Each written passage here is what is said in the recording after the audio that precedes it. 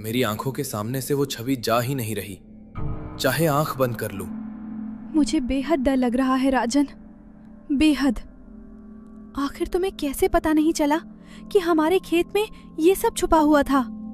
मैंने कभी जमीन को इतना खोदा ही नहीं था मालती, कभी जरूरत ही नहीं पड़ी। मुझे लगता है हमें पुलिस को बुलाना चाहिए। मालती ने कोई जवाब नहीं दिया। उसकी आंखें एक ही जगह जमी हुई थी, जैसे उसके दिमाग में कुछ और ही चल रहा हो। राजन ने उसकी तरफ देखा, पर मालती ने नजर नहीं मिलाई। कुछ पल रुककर राजन खड़ा हुआ। उसने सोचा यही सही रहेगा। वो धीरे धीरे दरवाजे की तरफ बढ़ने लगा, और जैसे ही उसने दरवाजे का हैंडल पकड़ा, पीछे से आवाज आई, राजन। राजन रुक गया। उसने पलटकर मालती की तरफ देखा। उसे समझ नहीं आया कि अचानक मालती को क्या हो गया था। मालती भी उठ खड़ी हुई और धीरे धीरे राजन के पास आई। माहौल पूरी तरह शांत था, पर न जाने क्यों दोनों के दिल में एक अजीब सी घबराहट थी। क्या हुआ मालती?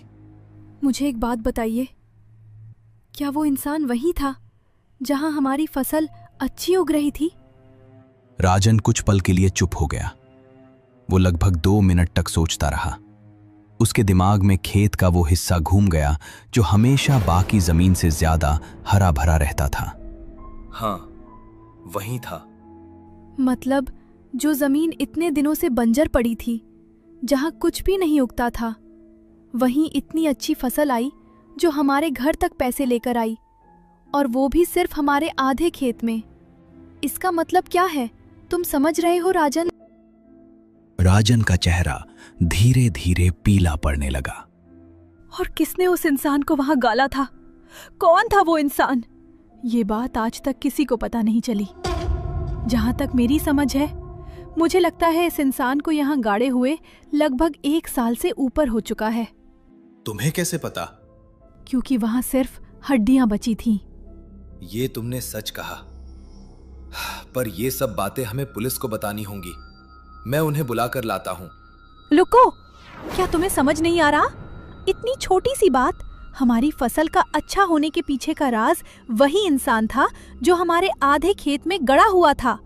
अगर हमें अपनी परिस्थिति सुधारनी है तो हमें और खेती करनी होगी और जमीन में नया खाद डालना होगा। पर मालती, हमें खेती करने के लिए बस एक बार इस कंकाल के बारे में हमें और इंसान गाड़ना होगा। एक खेत में एक इंसान। राजन का चेहरा बिल्कुल सफेद पड़ गया। उसे समझ ही नहीं आ रहा था कि मालती क्या कहना चाहती है। पर मालती अपने मन में फैसला कर चुकी थी। वो ठान चुकी थी कि इस गरीबी से बाहर निकलने के लिए वो कुछ भी कर सकती है। उस रात मालती बिना राजन को बताए घर से चली गई। राजन घर के अंदर अकेला बैठा हुआ था और बार बार यही सोच रहा था कि आखिर मालती गई तो गई कहां। घर की दीवार पर लटकी घड़ी की टिक टिक आवाज राजन के दिमाग को और भारी कर रही थी। राजन ने बाहर झांक कर देखा, पर गली पूरी तरह सुनसान थी। वो वापस अंदर आकर बैठ गया और मालती का इंतजार करने लगा। इंतजार करते करते रात के 12 बज गए।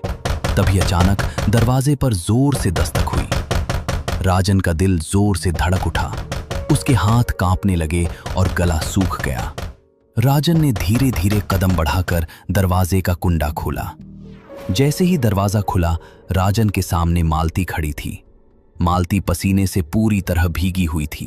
उसके बाल बिखरे हुए थे और आंखों में अजीब सी चमक थी। उसके हाथ में एक कुदाल थी। ये लो और जल्दी चलो, मैंने सब इंतजाम कर लिया है। राजन कुछ समझ नहीं पाया। उसने मालती के चेहरे को देखा और उसकी हालत देखकर कुछ पूछने की हिम्मत भी नहीं हुई। राजन चुपचाप कुदाल पकड़ लेता है। मालती बिना कुछ बोले पलटकर चल पड़ती है। राजन भी उसके पीछे पीछे चल देता है। दोनों अंधेरे में सबकी नजरों से बचते हुए छुपते छुपाते खेत की तरफ बढ़ने लगते हैं। रात की हवा ठंडी थी और आसपास सिर्फ झींगुरों की आवाज सुनाई दे रही थी। खेत के पास पहुंचकर मालती अचानक रुक जाती है। उसके सामने से एक बूढ़ी औरत धीरे धीरे चलती हुई गुजर रही होती है। राजन, उधर देखो।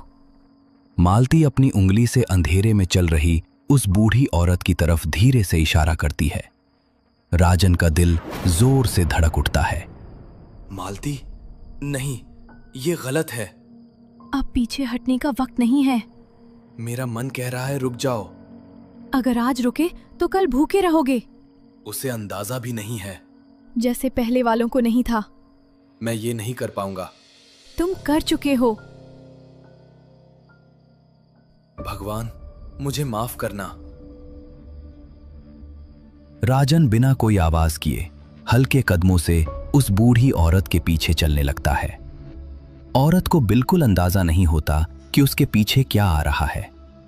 एक पल के लिए राजन रुकता है। उसके हाथ और जोर से कांपने लगते हैं। फिर अचानक एक झटके के साथ राजन कुदाल उठाता है। एक तेज वार होता है और सब कुछ खामोश हो जाता है। ये उन दोनों का पहला शिकार था। उसी रात राजन और मालती उस बुढ़िया को अपने खेत की उसी जगह ले जाते हैं। वही जगह जहां जमीन हमेशा गीली रहती थी। राजन चुपचाप मिट्टी खोदता रहता है। मालती बिना कुछ बोले आसपास नजर रखते हुए खड़ी रहती है। कुछ ही देर में सब कुछ फिर से मिट्टी के नीचे छुप जाता है। जमीन को ऊपर से ऐसे बराबर कर दिया जाता है जैसे वहां कभी कुछ हुआ ही ना हो। राजन एक पल के लिए उस जगह को देखता है। उसकी आंखों में डर भी होता है और खालीपन भी। फिर दोनों बिना पीछे देखे खेत से निकल जाते हैं। घर के अंदर बिल्कुल वैसी ही शांति होती है जैसी रोज होती थी। उसके बाद जैसे सब कुछ बदलने लगा। उस साल राजन ने जो खेती की उसमें उसे पहली बार बड़ा फायदा हुआ। फसल घनी थी, अनाज भरा हुआ था और बाजार में उसकी पूरी कीमत मिल रही थी। राजन की परिस्थिति धीरे धीरे सुधर रही थी। घर में पहली बार पैसों की कमी महसूस नहीं हो रही थी। मालती भी पहले से ज्यादा खुश रहने लगी थी। उसके चेहरे पर हमेशा एक अजीब सी संतुष्टि रहती थी। पर कहते हैं ना, जब दौलत आती है तो सिर्फ सुख ही नहीं लाती, वो अपने साथ कुछ और भी लेकर आती है। और राजन की ये कमाई किसी मेहनत से नहीं बल्कि किसी के खून से हो रही थी। एक शाम राजन फसल बेचकर घर लौटा।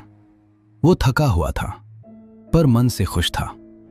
राजन मालती के सामने बैठकर दिन भर की बातें कर रहा था। मालती उसे ध्यान से सुन रही थी और बीच बीच में मुस्कुरा रही थी। तभी अचानक राजन की नजर मालती के पीछे गई। उसका दिल जोर से धड़क उठा। मालती के बिल्कुल पीछे वही बूढ़ी औरत खड़ी थी। उसके कपड़े मिट्टी से सने हुए थे। वो अजीब तरीके से मुस्कुरा रही थी। राजन का पूरा शरीर पसीने से भीग गया। उसकी सांस तेज हो गई। उसके हाथ कांपने लगे। तुम सुन रहे हो ना मैं क्या बोल रही हूँ? राजन ने झटके से अपनी नजर हटाई। उसने दोबारा मालती के पीछे देखा। वहां कोई नहीं था। जैसे कुछ पल पहले जो उसने देखा सिर्फ एक वहम हो। राजन ने आंखें जोर से बंद की और फिर खोली। सब कुछ सामान्य लग रहा था पर उसका दिल ये मानने को तैयार नहीं था। उस रात के बाद राजन के साथ कुछ अजीब होने लगा। उसे अक्सर घर के कोने में कोई खड़ा हुआ दिखने लगता। कभी खेत के बीच उसे किसी के चलने की आवाज सुनाई देती। कभी रात को सोते वक्त किसी के सांस लेने का एहसास होता। और धीरे धीरे राजन को मरे हुए लोग दिखने लगे। राजन और मालती अब मिलकर हर साल गांव का एक आदमी गायब कर देते थे। गांव की अंधेरी रातों में उनकी चीखें कभी किसी को सुनाई नहीं दी। न कोई गवाह था और न ही कोई निशान। एक तरफ राजन की परिस्थिति सुधर रही थी, नया घर, अच्छे कपड़े और इज्जत। और दूसरी तरफ पिछले 5 सालों में गांव से 5 लोग अचानक गायब हो चुके थे। उन 5 लोगों का आज तक कोई पता नहीं चल पाया। न लाश मिली और न ही कोई सुराग। ये राज बस राज बनकर ही रह गया। पर जिस तरह राजन की हालत बदली थी उसकी कीमत भी उतनी ही भारी थी। परिस्थिति सुधर चुकी थी लेकिन राजन की हालत दिन ब दिन बदतर होती जा रही थी। अब उसे सिर्फ वो बूढ़ी अम्मा ही नहीं दिखती थी, उसे बाकी के 4 गांव वाले भी दिखने लगे थे। वही हालत, सड़े हुए शरीर, मिट्टी और खून से सने हुए चेहरे। कभी रात को कमरे के कोने में खड़े रहते, कभी खेत के बीच उसे घूरते हुए दिखते। कभी उसके कान के बिल्कुल पास आकर धीरे धीरे सांस लेते। राजन हर वक्त घबराया हुआ रहने लगा था। उसका शरीर हमेशा पसीने से भीगा रहता था। उसकी आंखों के नीचे काले घेरे पड़ चुके थे। अब तो हाल ये था कि अगर मालती भी उसके पास जाती तो राजन डर के मारे चीख पड़ता। कभी कभी वो उसे भी पहचान नहीं पाता था। एक रात मालती ने हिम्मत करके राजन के पास बैठकर पूछा, आखिर क्या हो गया है तुम्हें? इस तरह क्यों बर्ताव करने लगे हो? न ठीक से खाते हो, न ठीक से सोते हो, रात भर जागते रहते हो। आखिर क्या कमी है आज हमारे पास, बताओ। राजन ने अपना चेहरा दूसरी तरफ घुमा लिया। उसकी आंखों में डर था और उस डर के पीछे कोई और ही चीज छुपी हुई थी। तुम सो जाओ, मुझे अभी कोई बात नहीं करनी। सो जाओ, हाँ सो जाओ। मालती वहीं खड़ी रह गई। उसकी आंखों में आंसू आ गए। वो समझ ही नहीं पा रही थी कि आखिर राजन के साथ हो क्या रहा है।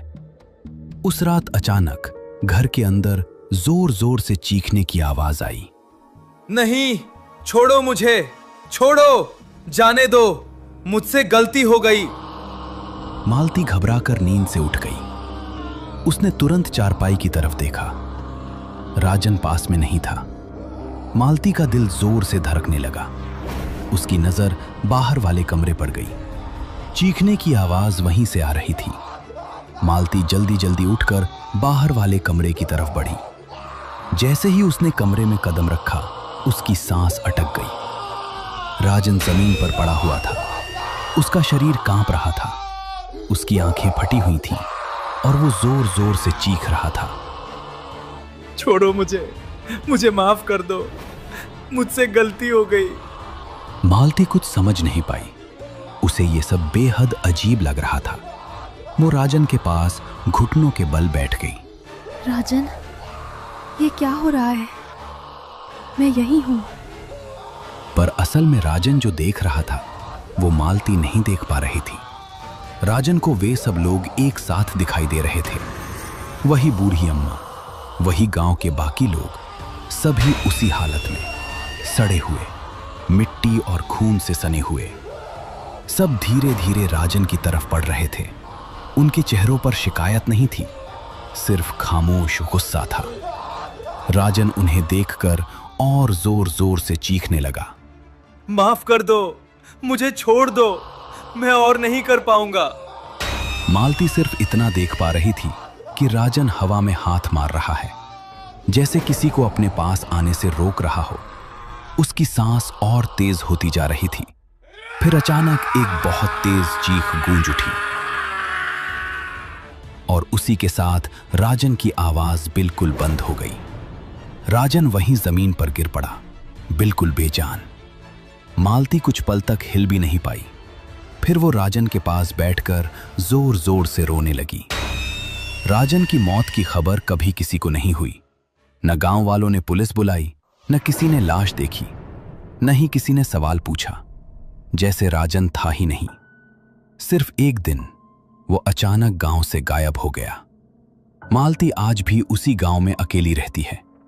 वही घर, वही खेत और वही जमीन। गांव वाले जब कभी मालती से राजन के बारे में पूछते हैं तो मालती बस इतना कह देती है, वो शहर गया है। उसके चेहरे पर न दुख होता है न अफसोस, बस एक अजीब सी शांति होती है, जैसे उसे सब पता हो। पर सवाल अब भी वही है, आखिर राजन के साथ हुआ क्या होगा? क्या वो सिर्फ डर से मरा, या फिर जमीन ने अपना पूरा हिसाब चुका लिया? और जो कुछ राजन ने किया, क्या वो सही था, या फिर गलत का फल देर से ही सही पर मिलता जरूर है? आप क्या सोचते हैं? क्या राजन अपनी किस्मत का खुद जिम्मेदार था, या फिर उसे उस रास्ते पर धकेल दिया गया जहां से वापस आना मुमकिन नहीं होता?